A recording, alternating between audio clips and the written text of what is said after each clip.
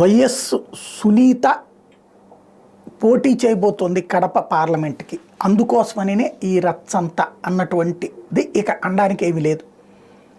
వాస్తవంగా సౌభాగ్యంకి ఇవ్వబోతున్నారు అంటూ కూడా రాసుకొచ్చింది. ఇది మనం చెప్పినే కాదు, ఆంధ్రజ్యోతి చెప్పినటువంటి మాట. సౌభాగ్యంకి ఇవ్వబోతున్నారు అన్నటువంటిది. ఇక టోటల్గా చూస్తే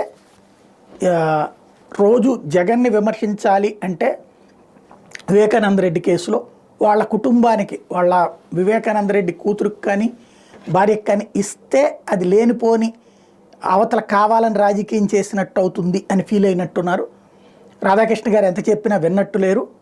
అందుకని సునీతకి పార్లమెంటు అసెంబ్లీకి ఆమెని ఇస్తారు సౌభాగ్యంకి అనుకున్నారు. తర్వాత షర్మిల పార్లమెంటుకి పోటీ చేయడానికి రెడీ అవుతున్నటువంటి నేపథ్యంలో కాంగ్రెస్ పార్టీ ఆమెకి క్లారిటీ ఇచ్చినటువంటి నేపథ్యంలో ఇక సునీత పోటీ చేస్తుంది